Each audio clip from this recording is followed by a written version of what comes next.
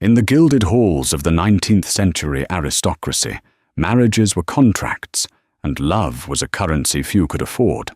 We are told tales of grand balls and fairy tale romances, but what of the secrets that festered behind the polished veneer? This is the story of Alistair Beaumont, the formidable Duke of Blackwood, a man who possessed everything but trust.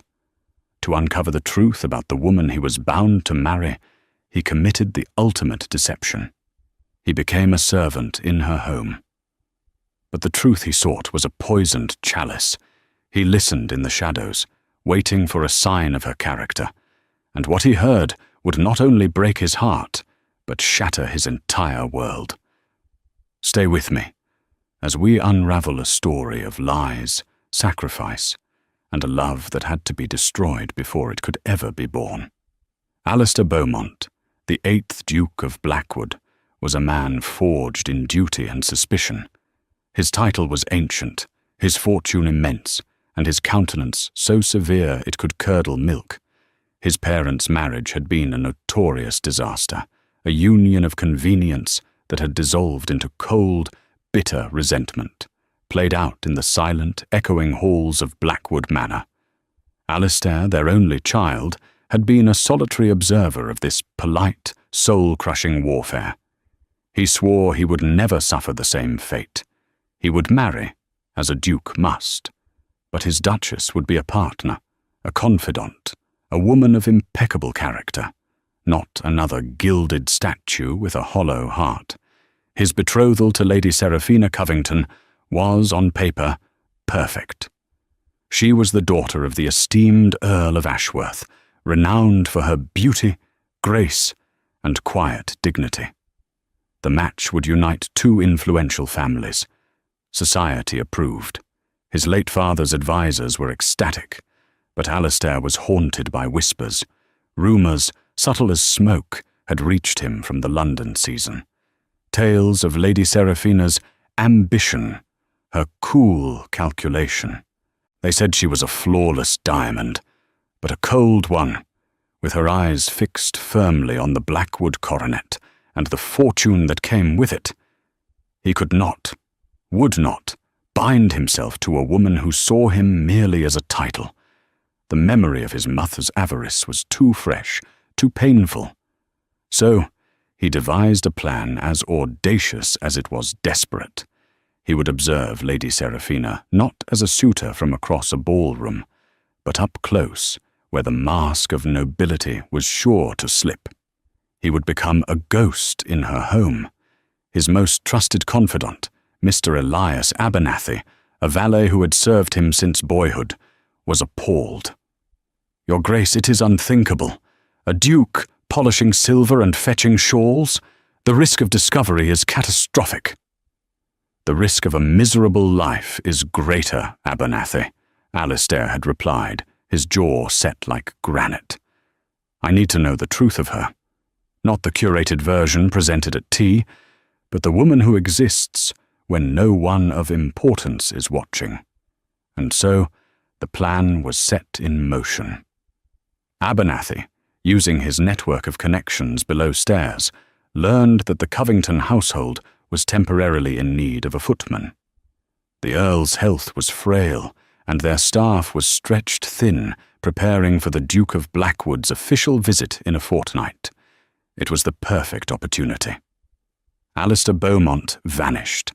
In his place was Arthur Vance, a strapping, sombre man with calloused hands, courtesy of a week of hard labour in his own stables, and downcast eyes.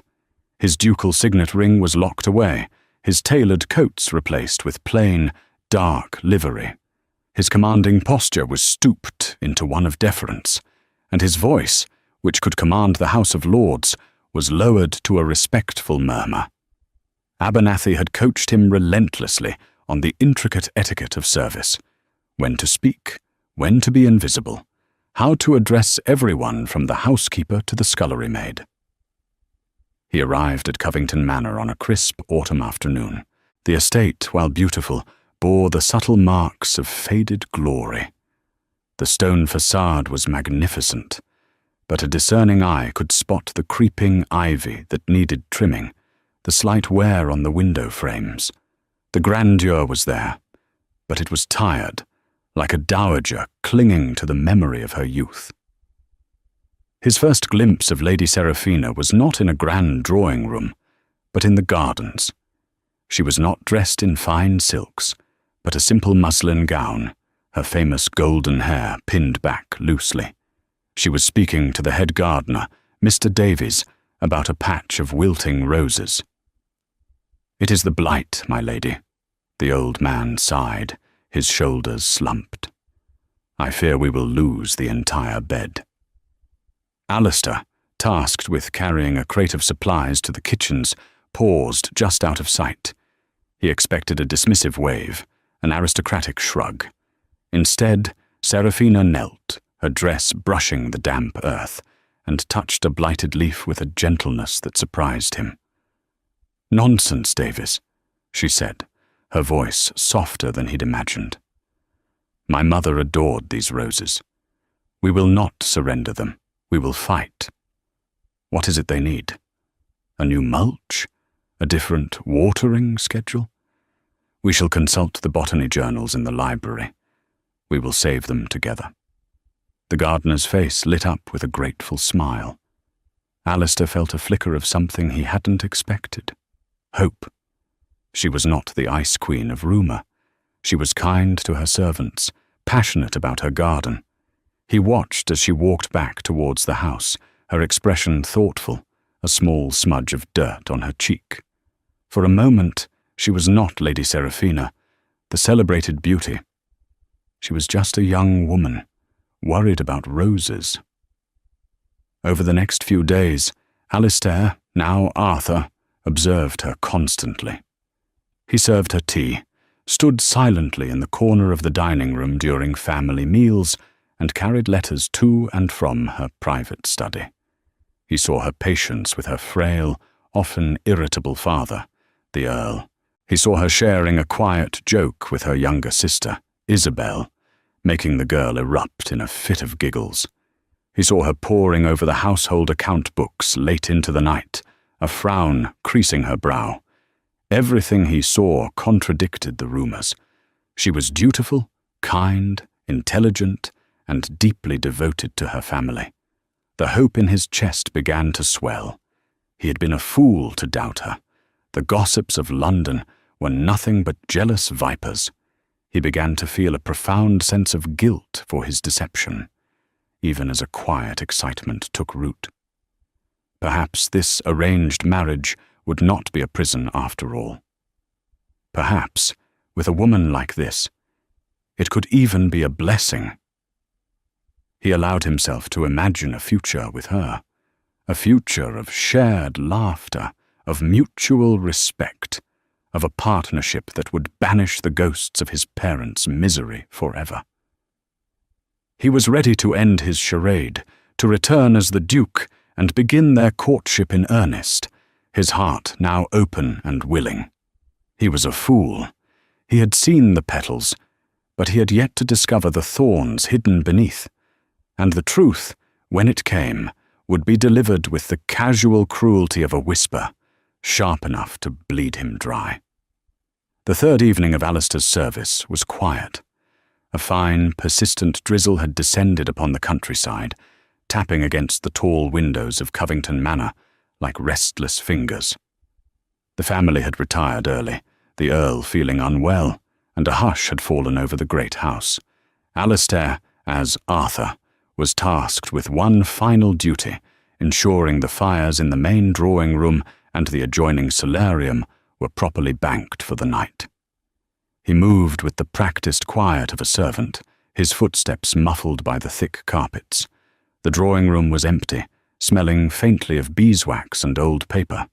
He tended to the embers, his mind adrift. He thought of Seraphina, of the way her eyes lit up when she spoke of books, of the small, unconscious smile that played on her lips when she listened to her sister play the pianoforte. The calculating socialite he had feared was nowhere to be found. In her place was a woman of substance and warmth. He felt a pang of shame for his intrusion, his cynical test.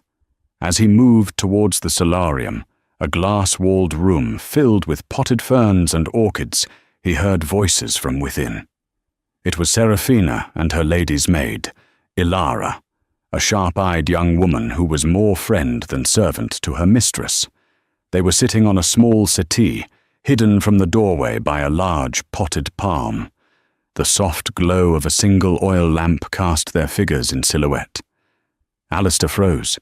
He knew he should retreat, that it was a gross violation of privacy to linger. But his original purpose, the very reason he was here, compelled him to stay. This was it. An unguarded moment, a private conversation, the final piece of the puzzle. He flattened himself against the wall in the darkened hallway, just outside the arched entrance, his heart thudding, a slow, heavy rhythm against his ribs. "He arrives in just over a week," Ilara was saying, her tone laced with a nervous energy. "The Duke of Blackwood. Are you ready, my lady?" There was a long pause. Alistair leaned in, straining to hear. Serafina's voice, when it came, was stripped of its usual warmth. It was flat, weary, and utterly devoid of emotion. "Ready?" she echoed, a humorless little sound escaping her lips. "One is never ready to be sold, Ilara. One simply endures the auction." The word struck Alistair like a physical blow. "Sold? Auction?" Ilara's voice was softer, more sympathetic. "Oh, my lady, do not say such things.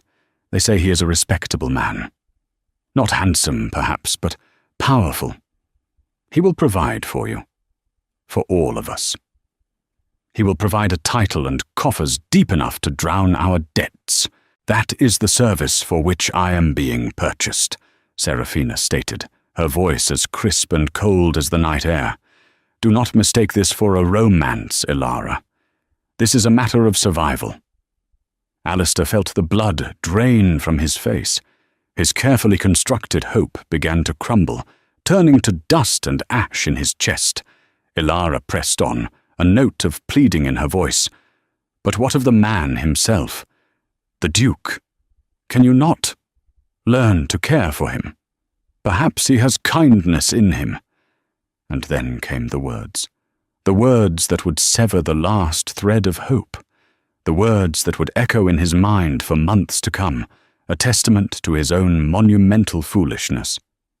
Serafina gave a short, sharp sigh of exasperation. "The man? What do I care for the man? I have never met him.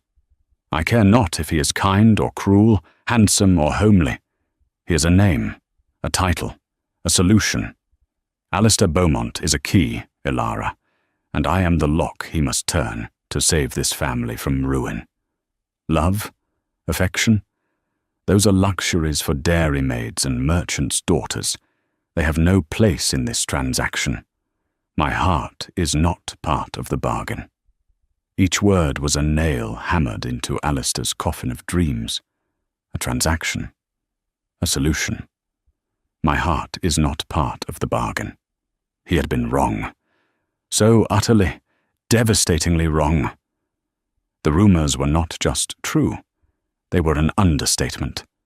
This was not a cold socialite. This was a ruthless pragmatist, a woman who looked at the sacred vow of marriage and saw only a balance sheet. The kindness to the gardener, the affection for her sister, it was all part of the performance, a flawless, beautiful, and utterly hollow performance. She was his mother all over again, but younger, more beautiful, and infinitely more cunning. He felt a sudden, violent urge to stride into that room, to reveal himself and watch the shock and horror dawn on her face.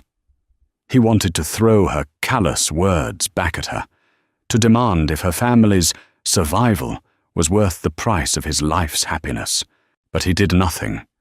A duke did not engage in theatrical screaming matches with servants in the hallway.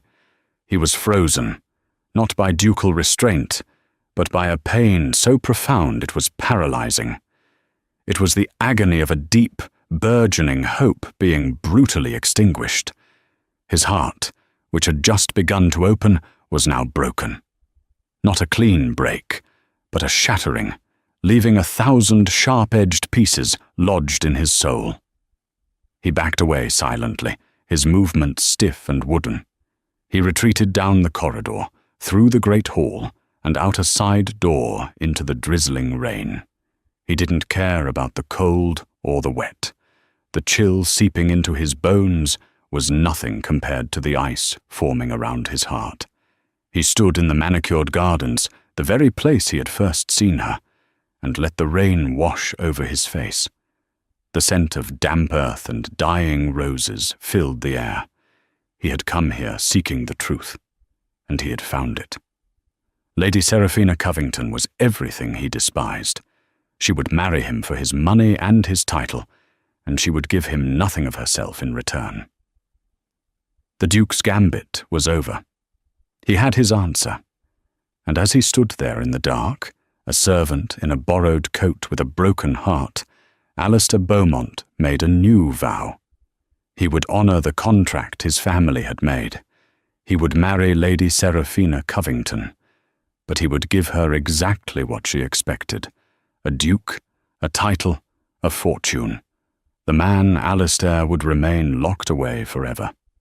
She wanted a transaction. He would ensure it was the coldest one of her life. 2 weeks later, Alistair Beaumont, Duke of Blackwood, arrived at Covington Manor. He was no longer Arthur Vance, the deferential footman. He was every inch the powerful, imposing aristocrat he was born to be. His carriage was drawn by 4 magnificent black stallions, his livery-clad coachman a testament to his immense wealth. He wore a coat of the finest black wool, tailored to perfection, and his expression was one of polite, impenetrable distance. Seraphina and her family were assembled in the grand entrance hall to greet him. She wore a gown of deep blue silk that complemented her eyes, her posture poised, her smile practiced. As he stepped from the carriage and ascended the steps, she performed a flawless curtsy. "Your Grace," she murmured, her gaze lowered. "Welcome to Covington Manor." Alistair looked down at her. He saw the same beautiful face, the same elegant form. But now, he saw through it all. He saw the cold calculation she hid so well. He remembered her words in the solarium. "What do I care for the man?" He took her offered hand. His touch was brief, his grip firm but devoid of any warmth. It was the handshake of a banker sealing a deal. "Lady Seraphina," he said, his voice a low baritone that resonated with authority. It was cool, formal, and utterly impersonal. "A pleasure." He released her hand, as if it were a mere formality he was glad to be rid of. He then greeted her father, the Earl, with the correct degree of respect, and her mother and sister with a curt, efficient nod. Over the next few days, the formal courtship began, and Alistair played his part to perfection. He was the epitome of a dutiful fiancé. He was impeccably mannered, unfailingly correct, and as cold as the marble statues that lined the halls. During their chaperoned walks in the garden, he did not inquire about her favourite flowers or comment on the beauty of the landscape. He discussed crop rotation on his northern estates and the political climate in Parliament. When she tried to draw him out, asking about his childhood or his passions, he would deflect with a vague, dismissive answer before changing the subject back to something impersonal. "You must have fond memories of Blackwood Manor, Your Grace," she ventured one afternoon as they strolled near the rose garden he had once admired. "It is a significant architectural example of its period," he replied, his eyes fixed on some distant point. "The east wing requires restoration, a costly but necessary endeavour to maintain the integrity of the estate." He did not look at her. He did not ask her what she thought. He made no effort to connect, to find common ground, to be anything more than a business partner discussing a joint venture. Seraphina was utterly bewildered. This was not the man she had been led to expect. The Duke of Blackwood was known for being serious and private, but not for being a walking icicle. She had prepared herself for a formal, perhaps even awkward, courtship. She had not prepared for this wall of sheer, unyielding coldness. He looked at her, but he did not see her. His eyes, a startlingly deep shade of grey, would pass over her face as if she were a piece of furniture. She tried to understand. Was he shy? Was he simply a man of few words? Or did he dislike her? The thought sent a prickle of fear through her. The marriage had to proceed. It was not a choice. It was a necessity. Her family's very survival depended on it. If the Duke were to break the engagement, the scandal would be the final blow. They would be ruined, utterly and completely. Her confusion turned to a quiet desperation. She redoubled her efforts. She researched the political topics he favoured, reading dense parliamentary reports so she could engage him in conversation. He would listen politely, nod, and offer a clinical analysis before falling silent again. She wore her most beautiful gowns, styled her hair to perfection. He never commented, his gaze remaining impassive. One evening, at a small dinner party hosted in his honour, she sat beside him, the scent of her jasmine perfume filling the air between them. A local dignitary was droning on about a property dispute. Under the cover of the table, Serafina's hand, trembling slightly, brushed against his. It was a small, hesitant gesture, an attempt to forge the barest human connection. Alistair's entire body went rigid. He did not pull away immediately. That would have been a public scene. But she felt the muscles in his arm tense, a subtle, violent rejection of her touch. After a moment that stretched for an eternity, he shifted slightly in his chair, creating a deliberate space between them. The message was as clear as if he had shouted it. "Do not touch me." Humiliation washed over Serafina, hot and sharp. She felt her cheeks burn and quickly drew her hand back into her lap, her heart hammering against her ribs. She stared down at her plate, the food suddenly tasteless. From across the table, she saw the smirking face of Lord Harrington, a neighbouring landowner and a persistent, unwelcome suitor from her past. He had been watching them, his eyes glinting with malicious satisfaction. He had seen the Duke's rejection, and he was enjoying her discomfort. Harrington was a man who thrived on the misfortune of others, and he had long suspected the Covingtons' finances were not as stable as they appeared. Later that night, unable to sleep, Serafina stood at her window, looking out at the moonlit grounds. The Duke's coldness was more than just a lack of affection. It felt like a judgment. It was as if he had looked into her soul and found it wanting. But how? He knew nothing of her, of the crushing weight on her shoulders, of the sacrifice she was making, not for ambition, but for love of her family. She was trapped. She was engaged to a man who seemed to despise her, a man who would be her husband, the master of her life. She had braced herself for a loveless marriage, but she had envisioned one of quiet, respectful distance. She had not imagined a union filled with this active, chilling disdain. It was a prison sentence, and the warden was the man she was about to vow to honour for the rest of her life. The great Duke of Blackwood was breaking her spirit before he had even placed his ring upon her finger. Alistair maintained his icy facade with grueling discipline. Each day was a performance. He was the cold, untouchable Duke, and he played the part so well that he began to fear he was losing himself within it. He had wanted to punish her, to give her the transactional marriage she deserved.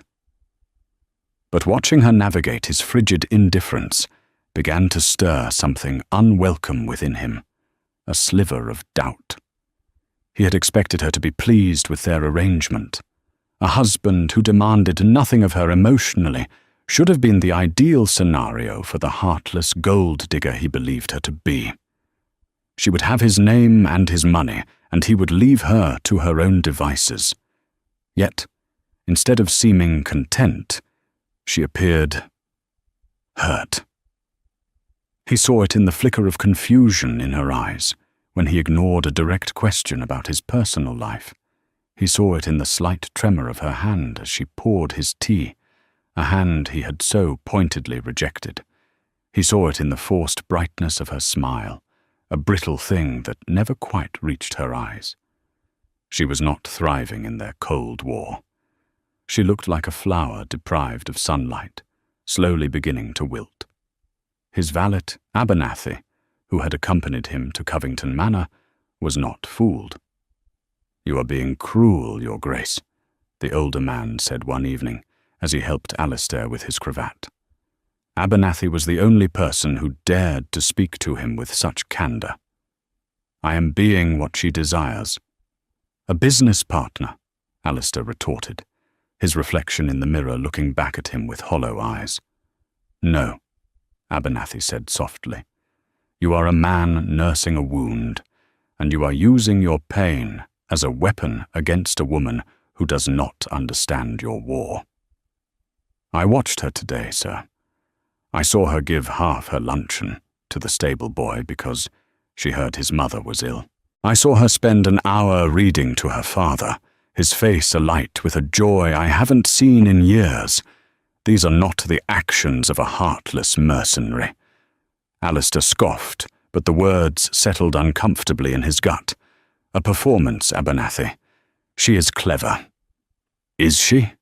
the valet challenged. "Or are you, perhaps, so blinded by what you think you know that you are refusing to see the truth in front of you?" A few days later, an incident occurred that carved the first significant crack in Alistair's armor of certainty. He was in the nearby village of Oakhaven, ostensibly to meet with the local magistrate about a tenant dispute on a small parcel of land the Blackwood estate owned nearby. As his carriage passed through the market square, he spotted a familiar figure slipping out of the back door of the town's only reputable jeweler, a Mr. Godfrey. It was Serafina. She was alone, unchaperoned, and cloaked as if to avoid notice. His mind immediately leapt to the worst conclusion. She was buying some new trinket, already spending his fortune before it was even hers. A surge of bitter vindication rose in him. On impulse, he instructed his driver to stop. He waited until she had disappeared down the street before he entered the jeweller's shop himself. Mr. Godfrey, a portly man with spectacles perched on his nose, bowed low at the sight of the Duke of Blackwood. "Your Grace, an unexpected honour." Alistair feigned a casual interest in a display of pocket watches. "I believe I just saw Lady Serafina Covington leaving your establishment," he said, his tone deceptively light. "Looking for a wedding gift for me, I hope." Mr. Godfrey's expression turned sombre. He hesitated, clearly uncomfortable. "Ah, not quite, Your Grace. Lady Serafina was on business of a more private nature." Alistair raised an eyebrow, his silence a command for the man to continue. The jeweller sighed, lowering his voice. "She was selling, Your Grace, not buying. A beautiful piece it was, a sapphire and pearl locket, an heirloom, she said, belonged to her grandmother." He shook his head sadly. "She drove a hard bargain, but I could tell it pained her deeply to part with it. Said the funds were needed for a family medical expense." Alistair stood frozen, the ticking of the grandfather clock in the corner of the shop suddenly deafening. Selling a family heirloom for a medical expense. He remembered the worry lines on her face when she looked at her father. He recalled the late nights she spent, hunched over the account books. His conversation with Abernathy echoed in his ears. What if the Covington situation was not just one of fading glory, but of active, desperate crisis? The knowledge sat like a lead weight in his stomach. A woman of her standing, secretly selling her personal treasures in a village shop.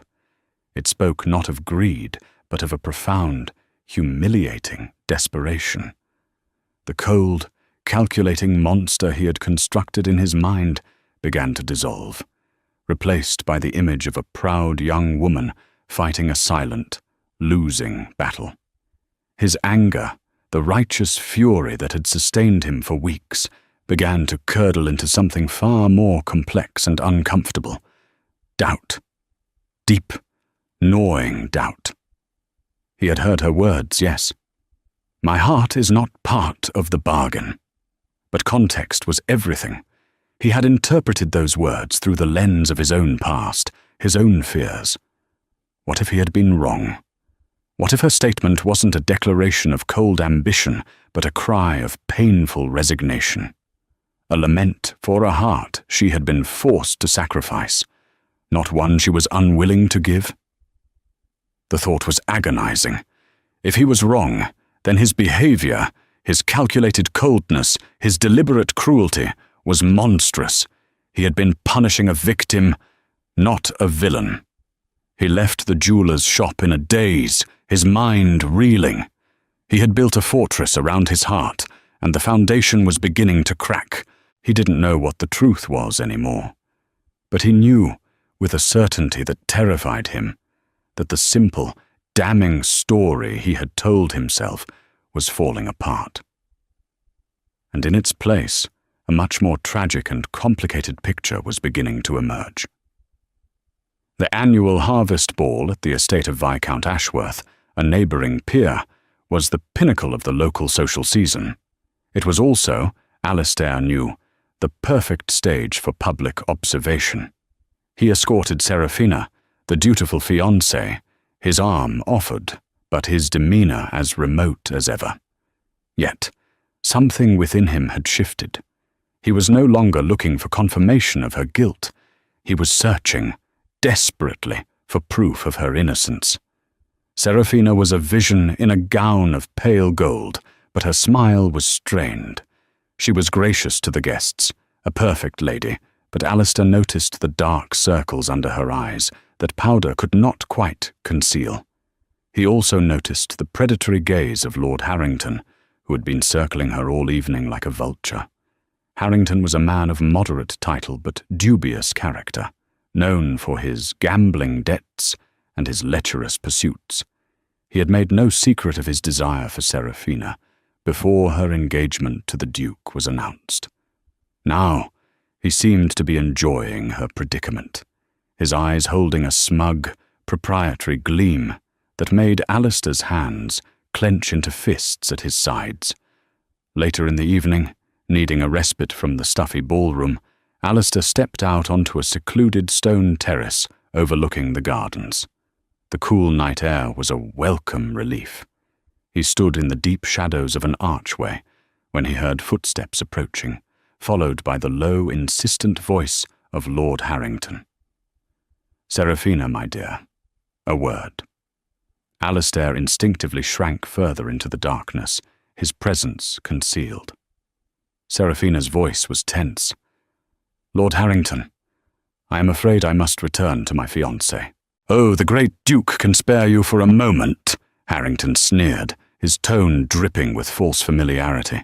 "In fact, he is precisely who I wish to discuss." There was a pause. "I have nothing to discuss with you, my lord." "Don't you?" Harrington's voice dropped, becoming silky and dangerous. "I am not a fool, Seraphina. I've been watching you, and I've been listening. Rumours of the Earl's failed investments, the mortgages on your land, the hasty sale of your mother's pearls. The pieces fit together rather grimly, don't they?" Alistair's blood ran cold. It was true. Her family was in ruins. Seraphina's voice was barely a whisper. "I don't know what you're talking about." Harrington laughed, a short, ugly sound. "Oh, I think you do. You've hooked the biggest fish in the sea, haven't you? The Duke of Blackwood. His fortune will solve all your little problems. But what do you think would happen if his oh-so-proud Grace were to learn that he is not acquiring a pristine bride, but bailing out a bankrupt family on the brink of debtor's prison, he strikes me as a man who despises being made a fool of. The raw cruelty of the threat hung in the air. Alistair felt a surge of protective fury so intense it nearly drove him from the shadows. Harrington was using her family's private agony as a weapon. Serafina was silent for a long moment. When she spoke again, her voice was no longer trembling. It was forged in ice and fire. "And what is it you want, Lord Harrington?" she asked, her tone lethal. "Simple," he purred. "An alternative. Jilt the Duke. Tell him you have had a change of heart. I am prepared to be generous. I will settle a portion of your father's most pressing debts. In return, you will accept my hand in marriage. Your family will be saved from immediate disgrace, and I will have the most beautiful wife in the county. You would have me trade one cage for another, smaller one," she stated. Not a question, but a fact. "A cage with a much more appreciative zookeeper," Harrington said with a slick chuckle. "Think of it, Serafina. Do you truly wish to be shackled to that block of ice for the rest of your life? I've seen how he looks at you, or rather, through you. With me, you would have passion." Alistair held his breath, his world narrowing to this single, critical moment. This was her chance, a way out, a different path. What would the cold, calculating woman he thought he knew do? Her reply came, swift and sharp as a shard of glass. "Your passion, my lord, is nothing more than greed wrapped in a pathetic disguise. You disgust me." Harrington's tone hardened. Brave words for a woman on the edge of an abyss. "Do not forget, I hold the power to push you over. One word to the Duke, and your precious arrangement will crumble to dust." And then Alistair witnessed the true strength of Lady Serafina Covington. She took a step closer to Harrington, and though her voice was low, it carried the force of a command. "Then say it," she dared, her voice shaking with suppressed rage, not fear. "Go to the Duke. Tell him everything. Tell him my family is destitute. Tell him this marriage is a lifeline we are clinging to with our fingernails. But you will also tell him that I am doing it to save my father from dying in shame, to ensure my sister has a future, and to keep the roof over my mother's head. I am sacrificing my own happiness for theirs. And if he is half the man of honor his title suggests, he might understand that. But you, Lord Harrington, you would never understand loyalty or sacrifice. You understand only leverage and weakness. So go. Tell him. I would rather face his righteous anger than spend a single moment bound to a creature as vile as you." She turned on her heel and walked away, her back straight, her head held high, leaving Harrington sputtering in stunned silence. In the shadows, Alistair leaned against the cold stone wall, his legs suddenly weak. Every word she had spoken was a revelation, dismantling the last remnants of his cynical worldview. Sacrificing my own happiness for theirs. It wasn't a transaction. It was a sacrifice, a noble, heartbreaking, and utterly selfless act of love for her family. The words he had overheard in the solarium, "My heart is not part of the bargain," were not a statement of cold ambition, but a lament of what she was being forced to give up. He had not heard a confession of greed. He had stumbled upon a martyr's private grief, and he, in his arrogance and pain, had judged her, condemned her, and for the past several weeks he had been systematically torturing this brave, cornered, magnificent woman. The shame that washed over him was overwhelming, a physical sickness that twisted in his gut. He was the villain of this story. His coldness, his disdain. It wasn't a righteous punishment. It was a brutal misunderstanding, an injustice of the highest order. He watched her re-enter the ballroom, her mask of polite composure perfectly in place. No one would ever know the battle she had just fought and won on that terrace. No one except him. He knew what he had to do. An apology was not enough. He had to undo the damage he had caused. He had to prove to her that he was not the monster she now believed him to be. He had to find a way to reach the woman of fire and loyalty he had just discovered, the woman he had so terribly, tragically wronged. The harvest ball ended, and the journey back to Covington Manor was a silent, agonizing eternity for Alistair. Serafina sat opposite him in the carriage, her profile illuminated by the passing moonlight. She looked exhausted, her brave facade having finally crumbled in the privacy of their transport. She believed herself to be trapped, engaged to one cold man and threatened by a vile one. The weight of her world rested on her slender shoulders, and Alistair knew he was the one who had added to that crushing burden. He could not speak. Not here, not like this. The confession he needed to make required more than a few whispered words in a swaying carriage. It required stripping away every layer of artifice between them, his ducal authority, her ladylike composure, and the terrible lie that had started it all. The next day, he sought her out. He found her in the estate's dusty, forgotten library, a place they had never visited together. She was standing by a window, not reading, but simply staring out at the bleak, wind-swept gardens, looking small and lost amidst the towering shelves of books. "Lady Serafina," he said softly from the doorway. She started, turning to face him. Her expression was guarded, weary. She was preparing for another bout of his cold indifference. "Your Grace." He walked towards her, stopping a few feet away. He shed the mantle of the Duke, letting his own exhaustion, his own shame, show on his face for the first time. "I need to speak with you, but not as the Duke of Blackwood, and not as his fiancée." He took a deep, unsteadying breath. "I need to speak with you as a man who has made a terrible mistake." Her brow furrowed in confusion. "I don't understand." "No," he said, his voice thick with regret. "You don't. And that is entirely my fault. Before I came here as your fiancé. I was here before." Her confusion deepened. "Before?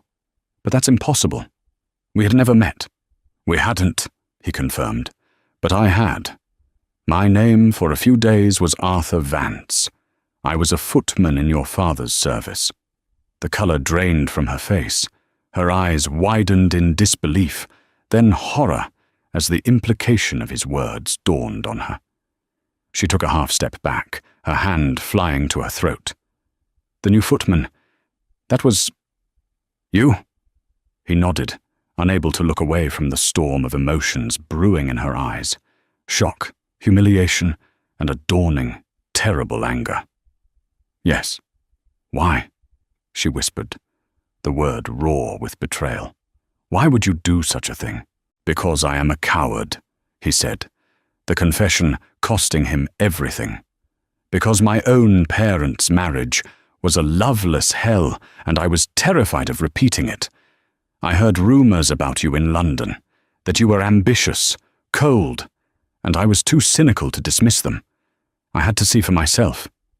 So I came here, under a false name, to spy on you." Serafina stared at him, her entire body trembling. The coldness, the rejection, the weeks of confusion, it all snapped into horrifying focus. He had been judging her. From the very beginning, he had been weighing her worth. "And what did your seeing reveal?" she asked, her voice shaking with a fury that was all the more potent for its quietness.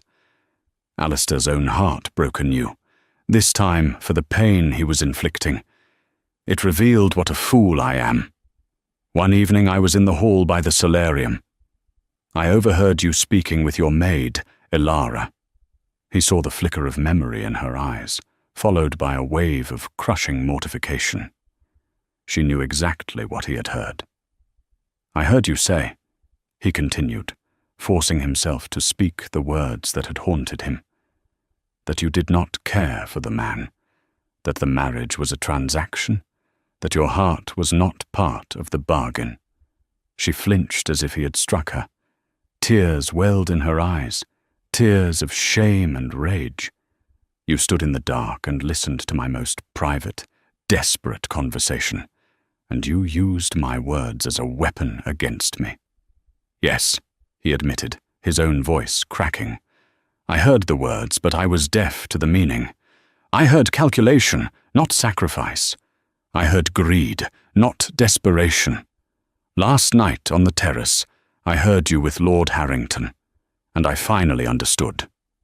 He took a step closer, his hands open at his sides in a gesture of supplication. "Serafina, I know everything. The debts, your father's health, the sale of your locket. I know you are not marrying me for my title. You are sacrificing yourself for your family. And I, in my blind arrogance, have done nothing but make your sacrifice more painful." Her anger finally broke free, a torrent of righteous fury. You have made me feel worthless. You have looked at me with such contempt that I began to believe I deserved it. I was prepared for a marriage of duty. But you created a prison of ice and silence. Do you have any idea what that has been like? To be bound to a man who so clearly despises you and to have no idea why." "I can only imagine," he said, his voice choked with remorse, "and the thought of it will haunt me for the rest of my days. I was wrong. About everything. I saw your kindness, your grace, your strength, and I chose to believe a lie because it was easier than confronting my own fears. The woman I saw on that terrace, the woman who would rather face ruin than be compromised by a man like Harrington. That woman is extraordinary. She is a woman of honor, of loyalty, of a strength I can barely comprehend."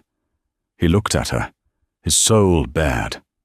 "I am so sorry, Serafina. For the deception, for the cruelty, for judging you when I was the one who was truly without honor." Serafina stood there, tears streaming down her face, her body racked with silent sobs. She was a whirlwind of conflicting emotions, the humiliation of being discovered, the fury of being deceived, the sheer, crushing relief of the truth finally being spoken. All the coldness, all the confusion. It had a reason. A terrible, insulting, but understandable reason. He had broken her heart with his coldness. But in this raw, agonizing confession, he was offering her the pieces. "What you heard in the solarium," she said, her voice fragile but firm, "was the truth. My heart, it wasn't part of the bargain. I had locked it away. I believed I had to survive this." "I know," he said softly, "but I am asking you now. Is there any hope of changing the terms of that bargain?" He stood before her, not as the Duke of Blackwood, but as Alistair Beaumont, a flawed, foolish man, profoundly ashamed and utterly in awe of her. All secrets were now out in the open, laid bare on the dusty floor of the library. The deception that had broken them was also, paradoxically, the only thing that could set them free. The silence that followed his question was profound, filled with the weight of all that had been said, and all that had been suffered. Serafina slowly wiped the tears from her cheeks with the back of her hand, her gaze never leaving his. The anger in her eyes had receded, replaced by a deep, searching weariness. "You ask for hope," she said, her voice quiet but clear. "After weeks of calculated cruelty? After a deception that robbed me of my dignity? You spied on me, judged me, and condemned me without trial." "I did," Alistair affirmed, not flinching from her indictment. And I will spend the rest of my life trying to atone for it, if you let me. Atonement is not so easily bought, Your Grace. Then let me earn it, he pleaded, taking another hesitant step closer. Let me start over. Not as the Duke who arrived a fortnight ago, and certainly not as the footman who hid in your shadows.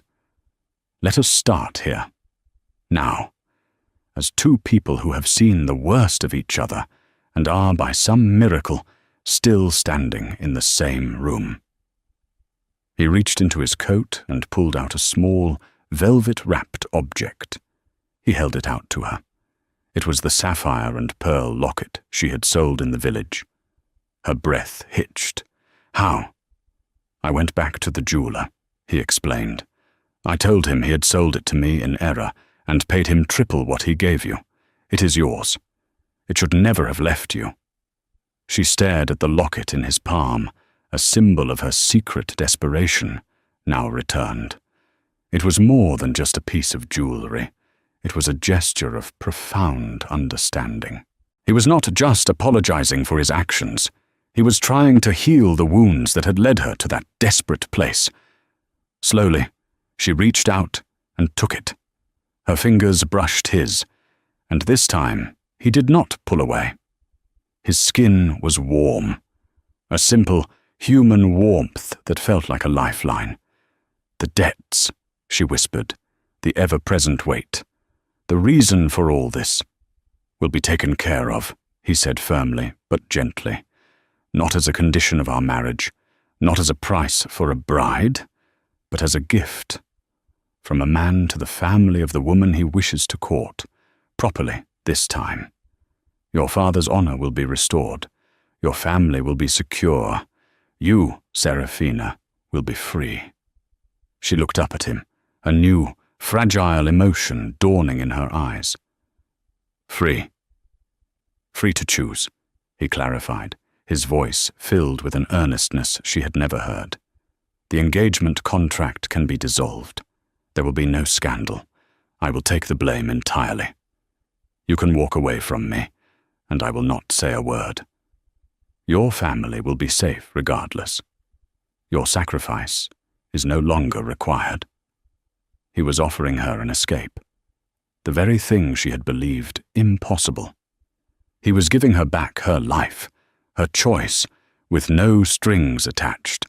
It was the most selfless, honorable thing she had ever witnessed. In that moment, she finally saw the man behind the Duke. Not the cold tyrant, not the suspicious spy, but a man who, like her, was afraid. A man who had been wounded by his past and had made a terrible mistake in his effort to protect his future. A man who was willing to humble himself completely for a chance at redemption. A small, genuine smile, the first he had ever seen from her, touched her lips. It was a watery, tremulous thing, but it was real. "And what if I choose not to walk away?" she asked softly.